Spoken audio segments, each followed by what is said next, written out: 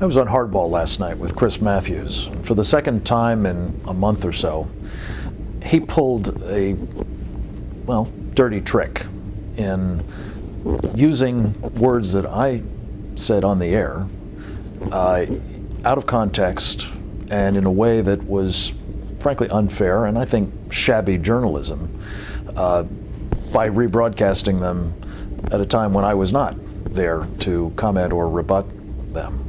Here's what Chris said on the air when I was there and had a chance to respond. Okay, let me tell you my view, Frank, buddy. I'll tell you my view of this. We've crossed that line in that West Point speech by President Bush, George W. Bush, up there in 2002, when he said we're going to go into other countries and we're going to kick ass because they don't have democracy in those countries. That's when he said we're going to go kill people internationally because we don't like their form of government. That's when we crossed the line, okay, Boy. Frank? Now, obviously, the President of the United States did not say what Chris Matthews said he said. So I said, in response, the following. That's when we broke the international deals. Of the we Bush shouldn't be statement at West Point. I'm sure he didn't say any of that, Chris. I'm absolutely sure he didn't say it. That's kind of red meat for MSNBC, baby, but he didn't say that. Matthews interrupted me to make the following even further over-the-top point. What the president said is where we have people who are threatening the security of the United States, we are going to defend ourselves. We're not going to wait, as Harold Coe wants us to, that's not what it said. until we get some He said we're going to go fight for democracy in the world and kill people who get in our way. He wasn't going to do that, and that's what he was absolutely right in saying so. That's the problem. Yeah, he was going to do mass killing. He was not going to do mass killing. We wanted to do mass killing. We could have done mass killing, my friend. Later, after the show was over, as far as I was concerned, I'd been excused. Matthews came back to the subject. His producer presumably had been sent to try to find the piece of the speech that remotely tracked with what Matthews said the president said, and of course couldn't find it. So instead they grabbed out of context something that, in the broadest of brush terms, could pass for a presidential statement about the general issue of democracy and our war aims. But to be clear, it still didn't say what Chris Matthews said. Nonetheless, he opined, it proved I was wrong. Here's what he said. Let's bring this. President Bush at West Point in 2002, I was arguing about that with Frank Apte. Here's what the president said back then. Our cause has always been larger than our nation's defense. We fight as we always fight for a just peace, a peace that favors human liberty. We will defend the peace against threats from terrorists and tyrants. That was the rationale for going into a country, attacking and overtaking a country that had never attacked us, Iraq. Never forget that point. Apte was wrong. That's when we internationalized our attitude towards the world.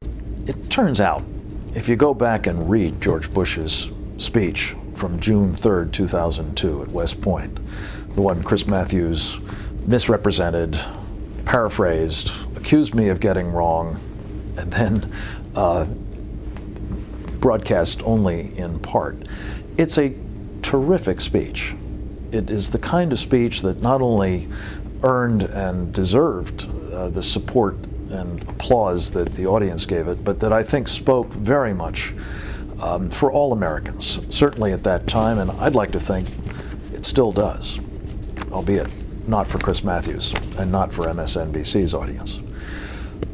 Let me just read a couple of passages from that Bush speech that I think made the point that I was making, made it very well, and I think gives lie to the kind of characterization or caricaturing that Chris Matthews did of the speech.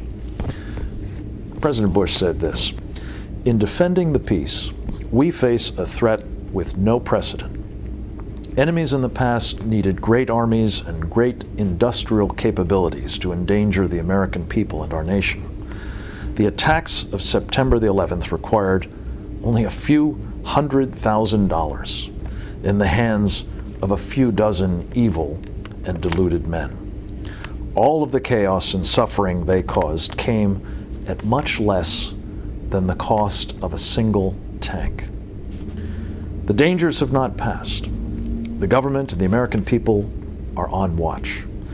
We are ready because we know the terrorists have more money and more men and more plans. He went on to say, quote, "The gravest danger to freedom lies at the perilous crossroads of radicalism and technology.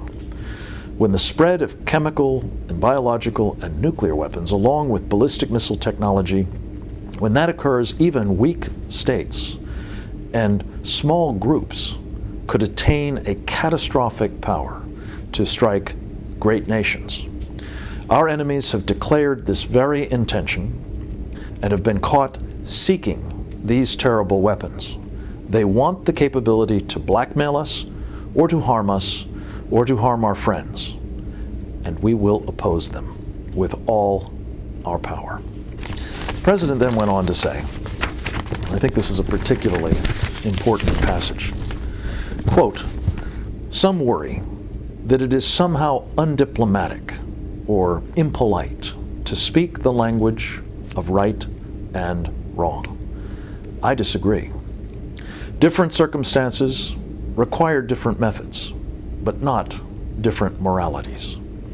Moral truth is the same in every culture, in every time, and in every place. Targeting innocent civilians for murder is always and everywhere wrong. Brutality against women is always and everywhere wrong. There can be no neutrality between justice and cruelty, between the innocent and the guilty. We are in a conflict between good and evil, and America will call evil by its name. By confronting evil and lawless regimes, we do not create a problem. We reveal a problem, and we will lead the world in opposing it. Now that, I believe, is an important message, a message that was delivered in a thoughtful, articulate, and accurate way. And to have Chris Matthews misrepresenting this speech, distorting the president's words, let alone describing my characterization of that speech as wrong, is, as I said, I think, a serious indictment of the kind of journalism that he's practicing and the kind of network that MSNBC has become in purveying it to the American people, especially when those of us who know it is wrong are not in a position to challenge them in doing so. Thanks for listening.